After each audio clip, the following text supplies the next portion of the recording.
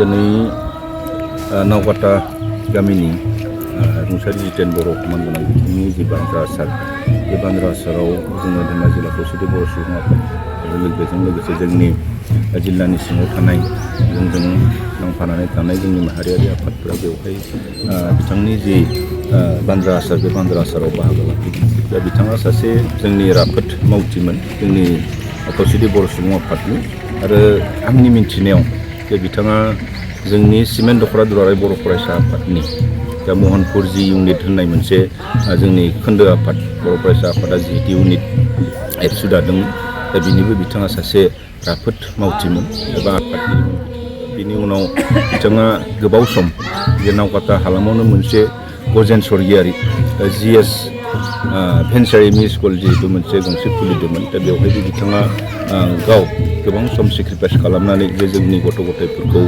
जे मोजां लामाजों लाबोनो थाखाय बिथाङा नाजादोंमोन। बिनि उनाव बिथाङा बे फरायसालिनिफ्राय ओंखारनानै जे मा होनो जोंनि जे मिसामारा गाव पन्सायतनिबो बे सासे 4 नं वार्डनि सासे सोद्रोमा जादों। बिथाङा बे 5 बोसोर जि सोद्रोमा जानाय समाव बिथाङा नावकाटा हालामनि जौगानायनि थाखाय बा बे ओनसोलनि डेभेलपमेन्टनि थाखाय खामानि मावबोदोंमोन। बिनि उनाव फैयै फैयै बिथाङा मोनसे समसन मिलित गणशक्ति अखम दा बे अखम दलनिबो बिथाङा मा होनो आबादारि जि माने बिथिं दङ बे आबादारि बिफाननिबो बिथाङा सासे गोख्रों मावथिंमोन बिबानगिरिमोन। बिनि उनाव जिहेतु जोंनि गेजेराव GNSM होननाय गणतान्त्रिक नागरिक सुरक्षा मन्च मोनसे आफाद जिहेतु बे जोंनि धेमाजि जिल्लानि सिङाव जनाय जिल्लायावबो बेखौ दानाय जादोंमोन। बेनिबो बिथाङा सासे राफोद मावथिमोन। बेनि उनाव जे 2014 मायथाइयाव जे जोंनि खौसेथि बर' सुबुं आफादा जेब्ला जोनोम जाबाय बे जोनोम जानाय लोगो लोगो बिथाङाबो जोंनि सासे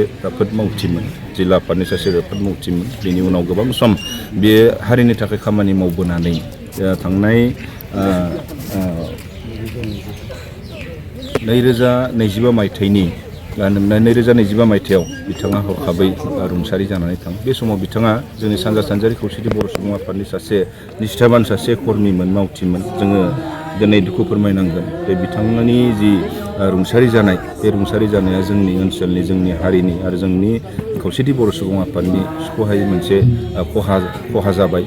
बे खहाखौ जोङो सुख'नो हानाय नङा। जों आसा खालामदों बिथाङा सोरगोआव थानानै जाहाथे जोंखौ जे जोंनि हारिनि थाखाय ओनसोलनि थाखाय आरो न'खरनि गासै बाहाय बाहागि बिदा फंबाय गावनि गथ' गथायफोरखौ बिसिखौ जाहाथे सोरगोआव थानानै अराय सम मोजां खामानि मावलांनो थाखाय हारिनि खामानि मावलांनो थाखाय गावनि असे आंगो फिसाफोरखौ बिदा फंबायफोरखौ जाहाथे बोर सारस्रि जों बेखौ आसा खालामगोन आरो जों आर'ज गाबगोन बिथांनि सेराव जाहाथे बिथाङा सोरगोआव थानानै अराय जोंनि खामानि मावबोनाय बा खामानि मावनो लानाय माखासे थांखि नोजोरफोरखौ जाहाथे जाफुंनायाव सोरगोआव थानानै नायहरो जों बेखौ बिथांनि सेराव जोङो खर' गंग्लायै आर'ज खालामो।